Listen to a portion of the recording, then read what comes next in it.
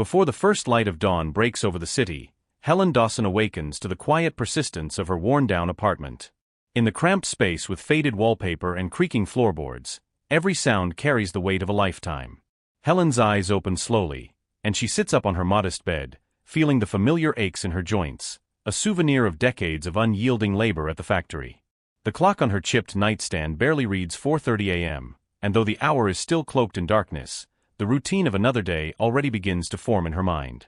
Helen rises, her body moving with a deliberate care honed by years of repetition. Each step in the narrow hallway reminds her of the toll time has taken. In the teeny kitchen, where a single dem bulb casts long shadows, she prepares a meager breakfast. A cup of weak coffee and a solitary slice of toast serve as her sustenance, though the simple meal is laced with memories of better days.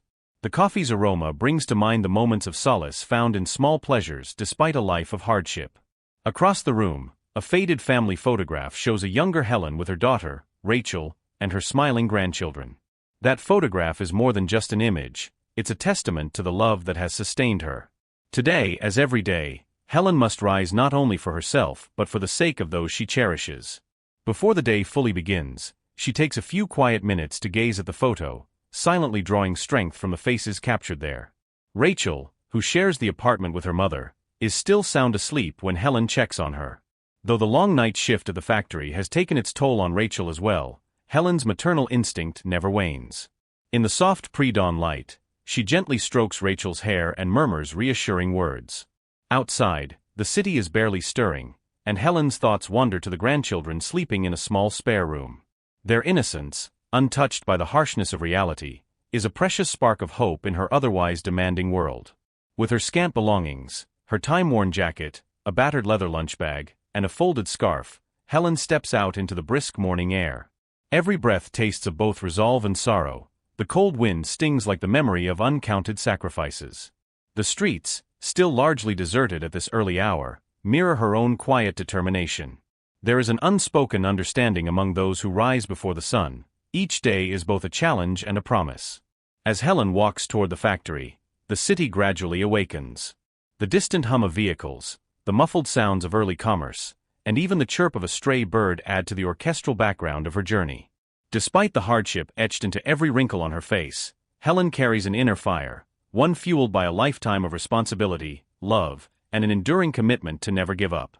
Every step is both a testament to her resilience and an acknowledgement of the sacrifices she has made. In those quiet moments before the world fully stirs, Helen reflects on the years that have passed. The relentless routine of early mornings, long shifts, and fleeting nights of sleep has defined her existence.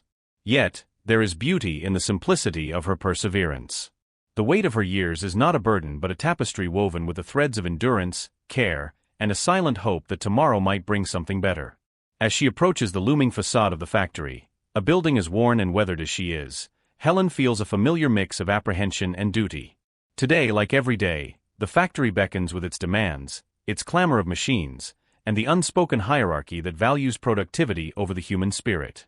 But Helen, with the quiet dignity of someone who has known both joy and sorrow, steps forward determined to face whatever the day may bring. Her journey, though marked by hardship, is also a narrative of unyielding strength, a narrative that, unbeknownst to her, is about to intertwine with the fate of others and change the course of a company built on her sacrifices. Helen's arrival at the factory is heralded not by fanfare, but by the subdued hum of machines and the muted chatter of early shift workers. The imposing building, with its brick exterior and worn signage, has long been a silent witness to the lives of those who toil within. As she steps through the heavy door, she savours the rare quiet of the morning before the factory truly comes alive with the bustle of the day. Her careful pace belies the strength and precision that have defined her work for decades. Inside, the air is thick with the smell of oil and metal. Helen makes her way to her station with a steady confidence. Every tool, every machine is familiar to her, each one holds the memory of a long, grueling career. With experienced hands, she adjusts the settings on a massive industrial press, ensuring that every bolt is tightened and every gauge reads correctly. The rhythmic clatter of machinery soon becomes the backdrop to her silent, steadfast dedication. Among the newer workers, Helen's presence is almost ghost-like. They rush past, eager to impress, yet unaware of the wisdom and resilience encapsulated in her every movement. One such figure, Eric Nolan, a young self-assured supervisor, casts a condescending glance in her direction. His eyes, brimming with arrogance, do not see the decades of hard work. Instead, they register a challenge to his modern way of managing. "Maybe it's time for you to consider retirement, Helen," he sneers under his breath, dismissing her decades of loyalty as relics of a bygone era. But Helen, with an inward calm honed over years of enduring both physical pain and verbal jabs, simply nods and returns to her work. High above the factory floor, in a modest office set within a glass-walled walkway, Daniel Hayes, CEO of the company, observes the unfolding day. Originally, his intent was to review routine reports and monitor production metrics, but his attention is inadvertently captured by the unhurried, methodical determination displayed by Helen. There is something almost hypnotic about her persistence, a quiet grace that belies the struggle etched into every line of her face. Daniel watches as she moves seamlessly between tasks, her motions imbued with a dignity that the rapid pace of modern management often overlooks. While younger workers may falter in moments of fatigue or distraction, Helen's performance is a masterclass in efficiency and resilience. Her every action seems to be informed by an inner code, a sense of responsibility that transcends the mere mechanics of work. The contrast between her deliberate pace and the hurried chaos around her is stark. As the factory begins to fill with a cacophony of voices and clattering machinery, Daniel's curiosity deepens. He makes a mental note to learn more about this remarkable woman whose quiet strength is as integral to the factory as the machines themselves. For Helen, the factory is more than just a place of employment. It is a crucible where the values of hard work and sacrifice are forged. Every day, she returns to this space with a sense of purpose, aware that her labor not only sustains the operation of the company but also, in a small way, supports the lives of those she loves at home. Yet, despite her unwavering dedication, the accolades and promotions that her years of service warrant have consistently eluded her. Instead, her contributions have been reduced to background data in spreadsheets, overlooked in favor of more modern metrics of productivity. In the cool, controlled chaos of the factory, as Helen adjusts a critical component on a machine with the finesse of a seasoned artisan, her world is defined by contrasts. On one side lies the relentless demand of the assembly line. On the other, the quiet, persistent hope that every measured effort is a step toward a better life, one where recognition and respect are not dictated by age or the superficial standards of corporate advancement. Today, as Helen methodically performs her tasks with the unwavering focus of someone who has nothing left to prove, the seeds of a deeper change are being sown. Unbeknownst to her, the unassuming dedication that has marked her existence for so long is about to ignite a spark in the heart of a man who wields power on an entirely different scale. And in the silent machinery of the factory, where every gear turns with the promise of potential, Helen's life of unseen dedication is poised to rewrite the rules for everyone around her. As the day unfolds, Helen's steady presence on the factory floor becomes a vital cog in the day's operations. With deliberate care, she inspects each machine, ensuring that every setting is optimal for the production schedule. The clamor of the assembly line is punctuated by her measured movements, a silent testimony to the skill and experience she has accumulated over the years. While her colleagues, young and brash, rush through their tasks, Helen's approach remains calm and methodical, an anchor in the midst of a turbulent sea of modern efficiency. Midway through the morning shift, a critical piece of equipment begins to malfunction. The sound of grinding metal interrupts the usual hum, sending a ripple of tension through the floor. Workers exchange anxious glances as the machine threatens to spiral into a costly breakdown. Without hesitation, Helen steps forward. Drawing on decades of experience, she quickly assesses the situation with a practiced eye. Her hands move with a precision that belies her age as she carefully recalibrates the device. In a matter of minutes, the machine is back in line. A silent victory against the creeping chaos of technology gone avri. Up on the mezzanine, Daniel Hayes continues to watch the unfolding scene with growing admiration. The memory of his early days as an intern, when a seasoned worker had once rescued him from a disastrous error, floods his mind. That nameless hero had demonstrated a quiet competence that had saved not only a moment but perhaps a career. Now, as he witnesses Helen's deft intervention, Daniel feels an inexplicable connection to the silent foundation of the company. In her deliberate actions, he sees the embodiment of the very values he once believed were the lifeblood of a company built on hard work and integrity. The incident with the malfunctioning machine, though brief, ripples through the day. Colleagues whisper among themselves about Helen's uncanny ability to solve problems with an almost intuitive understanding of the factory's inner workings. Even those who had once doubted her capacity now watch in quiet respect. Meanwhile, Eric Nolan's dismissive attitude seems increasingly out of place. His earlier jibes about Helen's lack of initiative now echo hollowly in the wake of her undeniable contribution. There is an emerging realization among many that the true strength of the company lies not in youthful exuberance alone, but in the seasoned hands of those who have weathered decades of challenges. For Helen, each moment on the factory floor is a reaffirmation of her lifelong commitment. Every bolt tightened, every switch adjusted, and every problem averted is a small act of defiance against the forces that would reduce her to a mere statistic in the company's ledger. As she returns to her station after the crisis has passed, her colleagues resume their tasks with a renewed sense of purpose. Yet beneath the routine of machinery and labor, there is a quiet revolution unfolding, a silent acknowledgement that the foundations of the company are built not on grand gestures or corporate buzzwords, but on the invisible dedication of workers like her. In the soft interludes between tasks, Helen allows herself a moment of introspection. The day's challenges have only deepened her resolve. She recalls long evenings spent mending broken parts and quiet nights of planning for the future of her family. Each memory is a reminder of the cost of her sacrifices, and yet also of the strength that has carried her through. While her body bears the marks of time, her spirit remains unbowed, a resilient force that anchors the company even as it chases modern efficiency. As the shift edges toward its afternoon peak, Daniel's thoughts are no longer confined to spreadsheets or production reports. Instead, they revolve around the real human impact of the factory's relentless pace. In Helen's steady hands and determined eyes, he sees the untold story of every worker who has quietly borne the burden of progress. And in that moment, the realization dawns on him: if the company is to truly thrive, it must honor the silent foundation upon which it has been built. Back in the quiet confines of his office, Daniel Hayes cannot shake the image of Helen's unwavering dedication. That day's events have planted a seed of doubt about the company's practices. With a deepening sense of responsibility, he embarks on a journey into the archives of the company's past, a journey that will reveal a pattern of neglect and systemic injustice. As he pores over old personnel files and forgotten records, a narrative of decades unfolds, marked by unrecognized contributions and unexplained denials of promotion. Daniel discovers that Helen's tenure spans over 30 years of unswerving service. Yet, despite her expertise and the consistent recommendations made on her behalf, she has never ascended beyond the confines of her station. Every application for advancement has been met with vague justifications, lacking leadership potential, or better suited to current role. What's more, a recurring name surfaces in the rejection records: Eric Nolan, whose influence seems to have stifled her progress. The evidence is both damning and deliberate. Here is a woman whose dedication has been systematically undermined by favoritism and an environment that prizes youth over experience. The deeper Daniel digs, the more he uncovers about the company's internal workings. He reads confidential memos and old meeting minutes, which reveal that Helen was once recommended for a supervisory role on multiple occasions.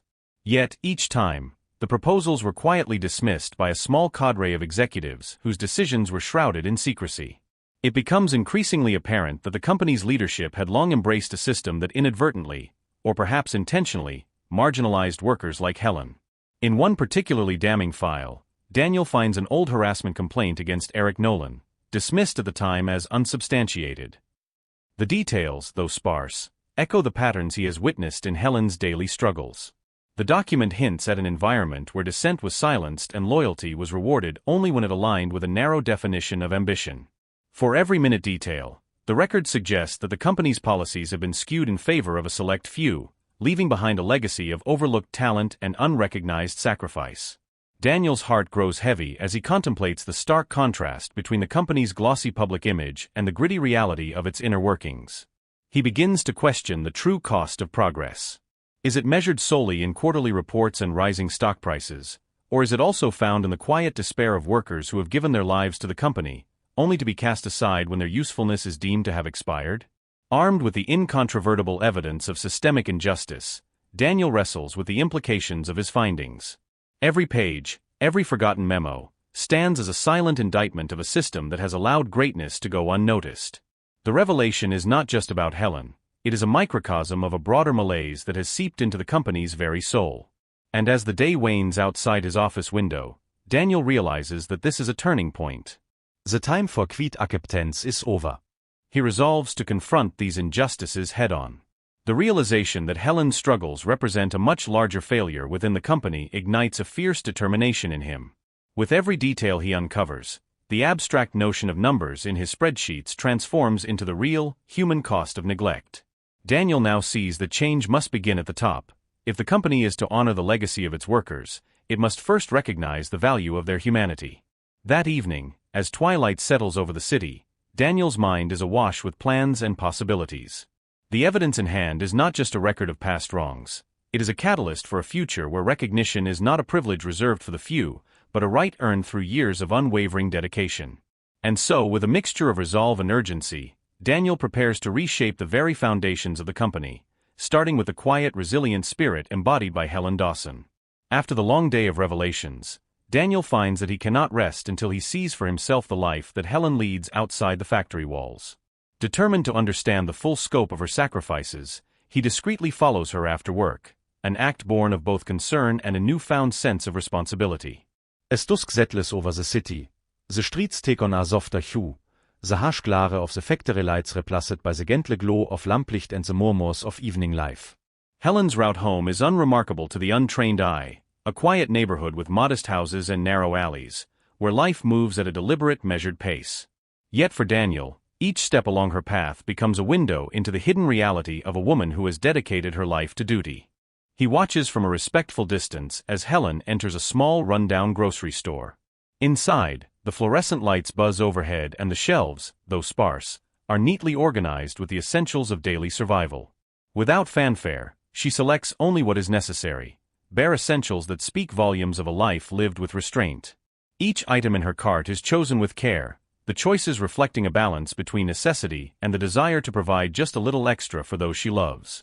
Leaving the store with her modest haul, Helen makes her way through familiar streets toward her apartment building. Daniel follows, his mind racing as he pieces together the fragments of her life that he is witnessing for the first time. In the soft glow of streetlights, he sees the toll that each day takes on her, a quiet resignation that belies the strength within. Arriving at a weathered building, Helen climbs the narrow stairs to her apartment, pausing only briefly to exchange a few words with a neighbor before slipping inside. Inside her humble abode, the evidence of a life of sacrifice is all around. The living space is small and sparsely furnished, with faded curtains and a few cherished mementos placed with care on a rickety table. In the cramped kitchen, Helen unpacks her grocery bag and methodically sorts through its contents.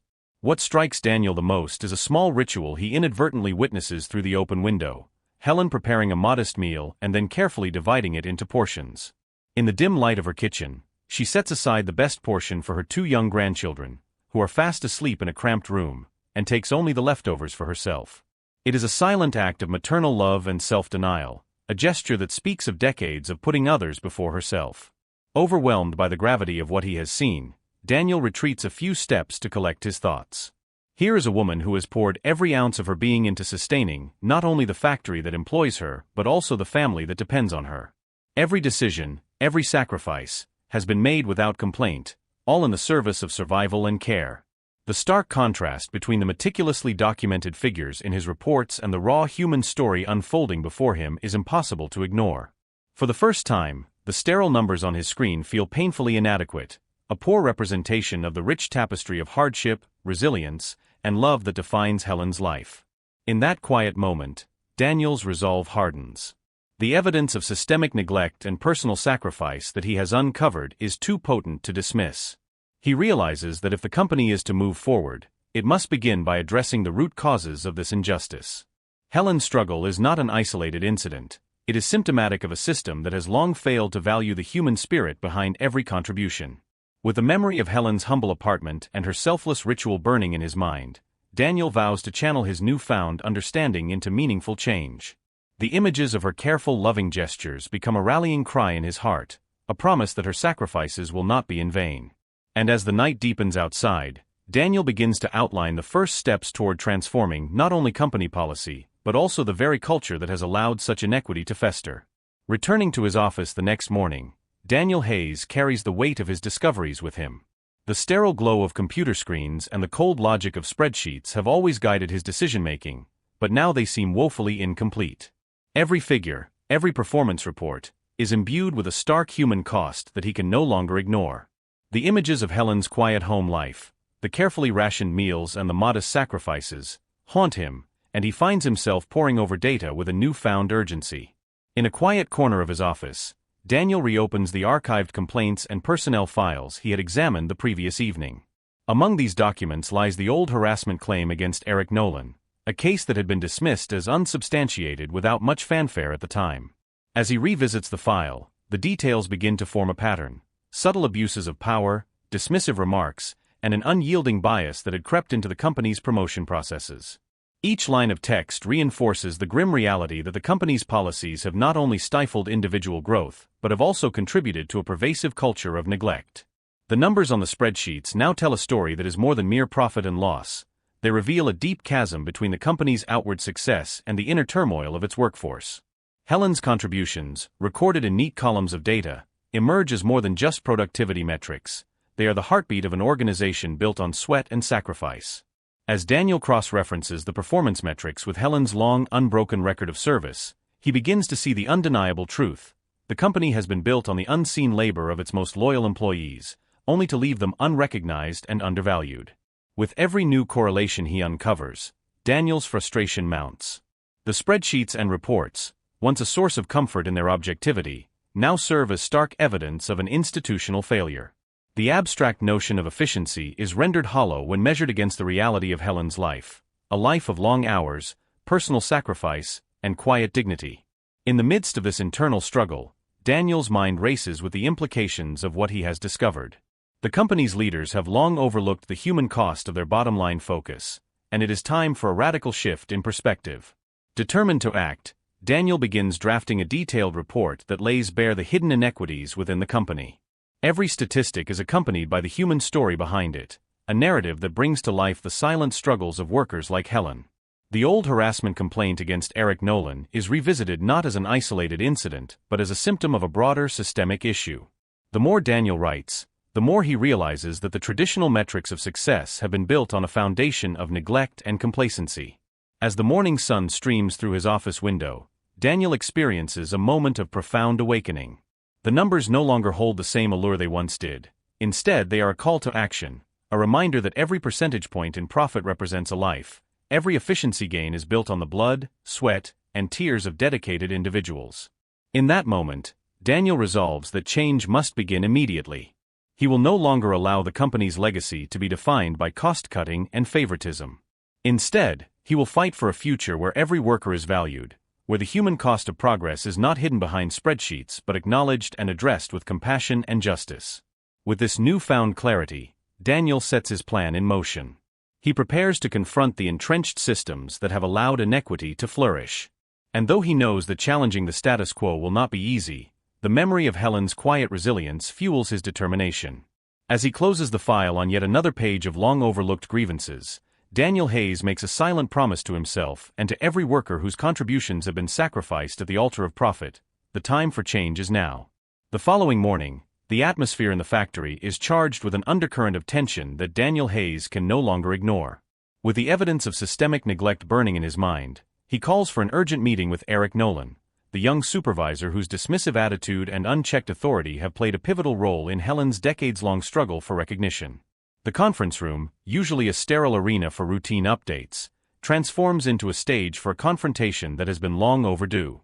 Daniel strides into the room with quiet authority, every step echoing his newfound resolve. Eric, seated at the head of the table with an air of nonchalance, is taken aback by the seriousness in Daniel's eyes. The other executives, though cautious, sense that something momentous is about to unfold. Daniel wastes no time. He lays out the documented evidence of repeated promotions denied, the lingering whispers of favoritism, and most damning of all, the old harassment complaint that had been casually dismissed. His voice, though measured, carries the weight of years of suppressed injustice. Eric, visibly rattled, attempts to interject. "Sir, these are just numbers and isolated incidents. They do not reflect the overall performance or potential of the team." But Daniel's rebuttal is swift and unyielding. "The numbers, Eric, are not just figures on a spreadsheet. They represent decades of dedication, the sweat of workers like Helen Dawson, and a legacy of sacrifices that have been ignored for too long." His words reverberate through the room, leaving little room for rebuttal. As Daniel methodically recounts the details of Helen's service record, her impeccable attendance, her interventions during critical malfunctions, and her unwavering commitment despite physical pain, Eric's confidence begins to crumble. The room grows silent, each executive absorbing the gravity of the revelations. Daniel's argument is not merely a personal vendetta, it is a clarion call for a systemic overhaul. You dismissed her potential as lack of initiative, while secretly undermining her every opportunity, Daniel states, his tone rising with controlled indignation. That dismissal is not just an error, it's an abuse of power, and it has consequences that reach far beyond one individual. The confrontation reaches a climax as Daniel announces that, effective immediately, Eric Nolan is suspended pending a full internal investigation.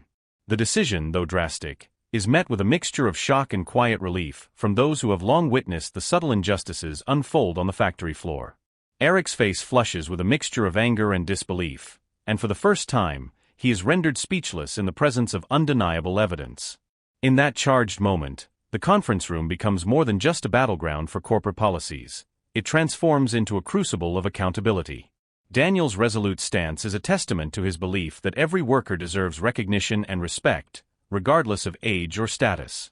This isn't about numbers or the bottom line, Daniel declares, his gaze unwavering. It's about justice for those who have built this company with their own two hands.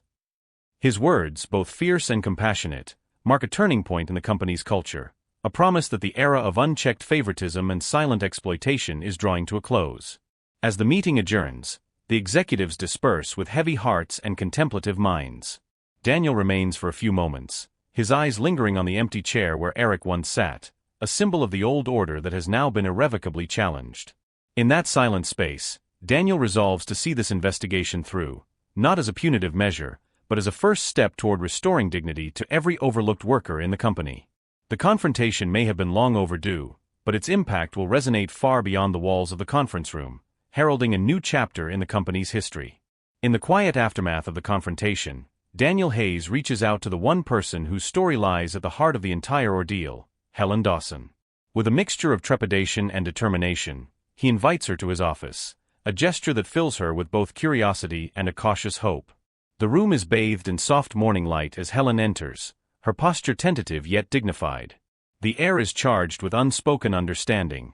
Here is a moment that could change everything. Daniel wastes no time.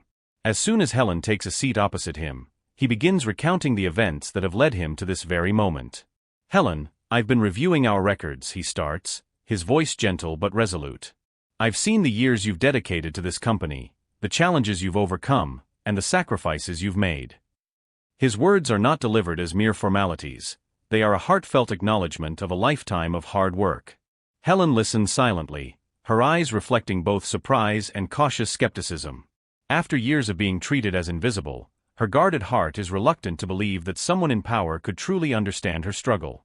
Daniel continues, outlining his plan to overhaul the company's policies, initiatives that include higher wages, improved working conditions, and a clear path to leadership for experienced workers. He speaks of tangible changes that will honor not only her contributions, but those of countless others who have been neglected in the shadows of modern efficiency. I know it's hard to imagine things can be different, he says softly, but I promise you, this is only the beginning. His words resonate with a sincerity that pierces the layers of Helen's long-held doubt. The conversation gradually shifts from statistics and corporate jargon to personal recollections. Helen shares quiet anecdotes from her long years on the factory floor, a time when each day was a battle fought with both resilience and hope. She recounts the silent moments of triumph when she fixed a malfunctioning machine against all odds and the bittersweet satisfaction of returning home to a modest meal, the best reserved for her grandchildren. Daniel listens intently, each word painting a vivid picture of a life spent in service of others. In that exchange, the boundaries between CEO and worker begin to blur, replaced by a mutual recognition of shared humanity. Helen's voice, though soft and measured, carries the weight of countless untold stories. I never asked for recognition, she admits quietly, her eyes downcast for a moment. I only ever did what needed to be done. But as Daniel outlines the changes he intends to implement, a transformation that honors every sacrifice, every unspoken act of loyalty, Helen's skepticism begins to waver. The notion that the company might finally acknowledge the human cost of its relentless drive for efficiency fills her with a cautious optimism that she has not felt in years. For Daniel, the conversation is both a revelation and a call to action. As he watches Helen slowly open up, he is reminded that leadership is not about enforcing policies from behind a desk, but about recognizing the real people who make the company thrive. You deserve more than just gratitude, he tells her firmly. You deserve to be seen, to be valued, and to have your voice heard. His words are not empty promises, but a pledge backed by the strength of his resolve. In that transformative moment, Helen feels the stirring of hope, a fragile yet undeniable spark that perhaps, after all these years of sacrifice, change is finally within reach. As their conversation draws to a close, Helen rises from her seat with a quiet determination in her eyes. Though the road ahead remains uncertain, she carries with her the promise of a future where her worth is recognized not only by the silent language of numbers, but by the heartfelt acknowledgement of a man who has seen her for who she truly is. In that simple exchange, the seeds of a new beginning are sown, a beginning that holds the promise of dignity, respect, and the long-overdue recognition of a lifetime spent in service. Armed with the powerful testimony of her own life and the detailed records of decades-long neglect, Daniel Hayes convenes a high-level meeting with the company's top leadership. The conference room, typically a realm of sterile charts and projected profits, now buzzes with the tension of a revelation that threatens to upend the established order. Daniel stands at the head of the table, his demeanor calm yet resolute, as he presents his comprehensive findings on the systemic injustices that have plagued the organization. Using a series of meticulously compiled reports and confidential memos, Daniel outlines the stark realities of the company's internal culture. The data reveals an unbroken pattern: over 30 years of unwavering service by dedicated workers like Helen Dawson, continuously overlooked for promotions and professional growth.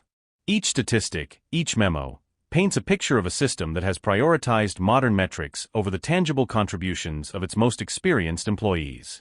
This isn't merely a case of one worker being undervalued, Daniel asserts, his voice echoing across the room. It's a systemic failure, a failure that has allowed favoritism, arbitrary rejections, and even harassment to become the norm. The room is divided. Some executives, wary of the potential financial implications, express concerns over the cost of the proposed changes. We need to consider the bottom line, one board member cautions, his tone measured yet firm. But Daniel is undeterred. He counters by highlighting the long-term cost of neglect, the erosion of morale, the hidden expense of high turnover, and the intangible loss of a company's soul when its workers feel expendable. What is the cost of ignoring the very people who built this company? He asks, his gaze sweeping over the assembled faces. When we sacrifice dignity for profit, we undermine the foundation of our success. Daniel then turns to the old harassment complaint against Eric Nolan, a case that had been casually swept under the rug but now stands as a damning example of the company's flawed processes. As he recounts the details of the case, the executives shift uncomfortably in their seats. The documents are not just dry legal text, they are the voices of those who suffered in silence, a testament to the culture of indifference that has reigned for too long. These reports are a record of our shortcomings, Daniel says softly, but they are also a call to action. We must address these wrongs if we are to truly honor our legacy and secure our future. As the presentation unfolds, a palpable change begins to sweep through the room. Some executives, initially resistant to the implications of Daniel's findings, start to nod in reluctant agreement. The notion that a company's success can be built on the backs of the unrecognized and the undervalued becomes increasingly untenable. One by one, voices emerge in support of Daniel's vision. A vision of a company that values every worker not just as a number, but as a human being whose contributions are essential to the collective whole. The discussion grows passionate as board members debate the proposed reforms. The central points of contention are clear: higher wages, the establishment of clear pathways for promotion for experienced workers, and a revamp of the company's policies to ensure fairness and accountability. Daniel stands firm, his resolve evident in every word. This is not about charity, he insists. It is about justice. It is about recognizing that our people are our greatest asset. When we invest in them, we invest in the future of this company. The meeting stretches on, each minute laden with the weight of past injustices and the promise of a transformed future. The leadership team begins to see that the reforms Daniel advocates are not merely ethical imperatives, but strategic necessities. The potential benefits, improved morale, reduced turnover, and a more sustainable work culture, are too significant to ignore. As the debate draws to a close, a tentative consensus emerges. The status quo can no longer be maintained, and meaningful change is imperative. In that moment, Daniel Hayes feels both the exhilaration of a hard-fought battle and the solemn responsibility of the journey ahead. The presentation has laid bare the systemic issues that have long festered in the company, and the resolve to fix them burns brighter than ever. The room, once divided by caution and self-interest, now pulses with a shared commitment to right the wrongs of the past. The seeds of a new era have been sown, a future where every worker's voice is heard and every sacrifice acknowledged. With the leadership team's reluctant yet growing support, the winds of change begin to sweep through the company. In the days that follow Daniel Hayes' groundbreaking meeting, concrete steps are taken to dismantle the old order and lay the foundations for a transformed workplace. The announcement of sweeping reforms, higher wages, clear promotion pathways for experienced workers, and a comprehensive review of all discriminatory practices send shockwaves through every level of the organization. At the heart of these changes is the creation of a new program designed to recognize and elevate the contributions of long-serving employees. Helen Dawson, whose decades of dedication had once been overlooked, is invited to join an elite mentorship group tasked with guiding younger workers. Her role is not simply honorary, it is an acknowledgement of the indispensable value of her experience and a commitment to ensuring that no one else is forced to sacrifice dignity for the sake of productivity. The transformation is not limited to policy on paper. On the factory floor, tangible changes take shape. Workstations are reorganized to foster collaboration rather than competition. Regular training sessions emphasize not only technical skills but also the importance of teamwork and mutual respect. In small gatherings during breaks, workers who had once felt isolated now share stories of their achievements and struggles, united by the realization that their voices are finally being heard. Helen finds herself at the center of this evolving culture. Once relegated to the background, her quiet strength now becomes a beacon for her colleagues. Younger workers, initially unfamiliar with the rigors of a lifetime of labor, approach her with questions and admiration. In these interactions, Helen imparts not only technical knowledge but also the wisdom that comes from years of perseverance in the face of adversity.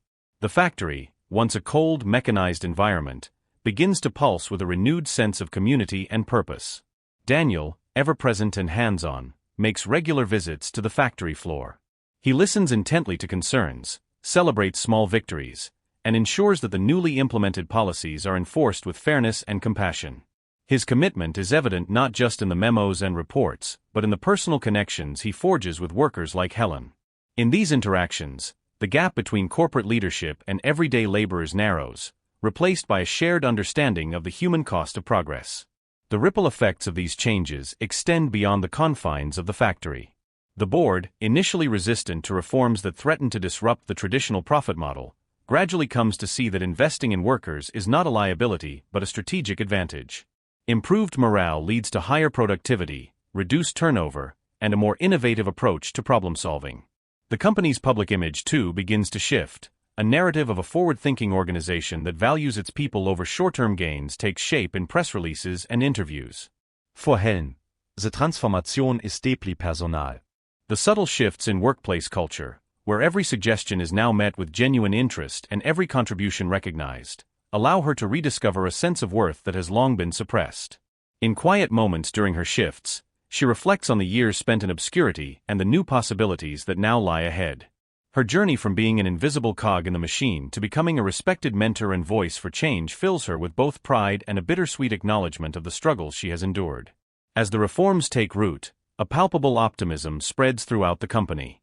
Workers who had once resigned themselves to a life of quiet suffering now find hope in the promise of a fairer, more compassionate workplace. The transformation is not instantaneous, but it is relentless, each day marked by incremental improvements and the steady accumulation of trust.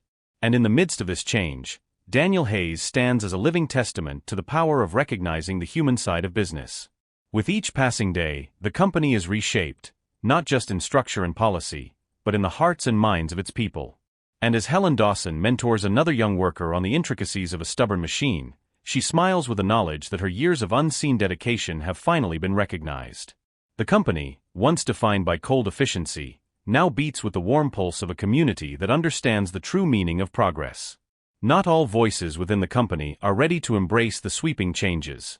In a tense board meeting held shortly after the initial reforms are announced, a faction of long-standing board members voices their deep concerns. The meeting takes place in a large, austere boardroom with dark wood paneling and a long table that has borne witness to many contentious debates. As the meeting convenes, the air is heavy with anticipation and quiet apprehension. Several board members, steeped in the old ways of prioritizing short-term profits and measurable efficiencies, challenge Daniel Hayes' reforms. "We must consider the cost," one member insists, his tone edged with worry. "These new policies could disrupt our established operations and hurt our bottom line." His words reverberate around the room, and a murmur of agreement ripples through those who share his concerns. They argue that the traditional metrics of success, built on decades of familiar practices, are being thrown aside in favor of a more sentimental approach that could jeopardize the company's financial stability. Daniel listens carefully, his expression calm yet determined. He knows that the opposition is not born out of malice, but rather a deep-seated fear of change and the unknown. "I understand your concerns," he begins, his voice measured and steady. "But let me ask you this. What is the cost of ignoring the very people who have built this company? The numbers we see in our reports do not capture the human spirit, the commitment, and the sacrifices that have fueled our success over the years." His words, delivered with unwavering conviction, challenge the board to look beyond the spreadsheets and profit margins. As the debate intensifies, one by one, the board members who had once championed the old ways begin to soften. Daniel presents compelling evidence from the recent internal investigation, highlighting the direct correlation between employee satisfaction and long-term productivity. He cites examples of improved performance and innovative problem-solving that have emerged from teams where workers feel genuinely valued.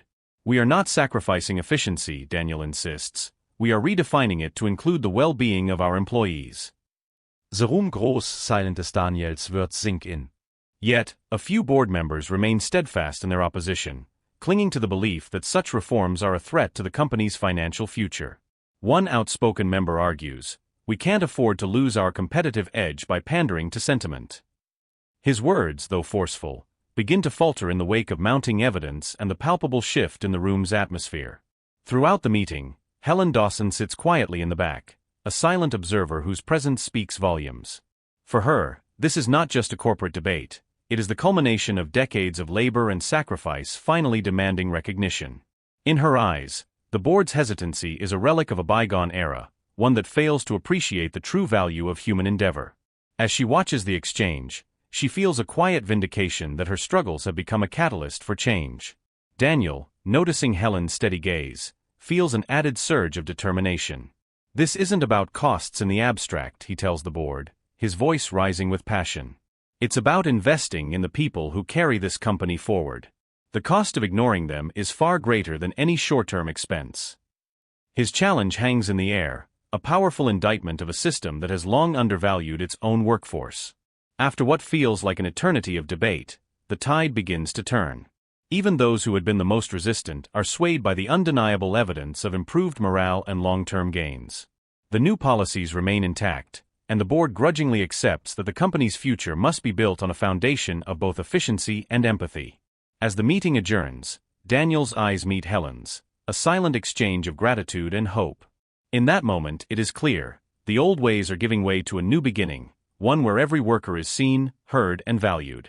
The company's transformation reaches its defining moment at a grand, official event held in the company's renovated auditorium, a space that now reflects the fresh, forward-thinking vision of the new leadership. The room is filled with employees from every level of the organization, from the factory floor to the executive offices. The atmosphere buzzes with anticipation, punctuated by the quiet hum of hopeful chatter and the soft strains of uplifting music.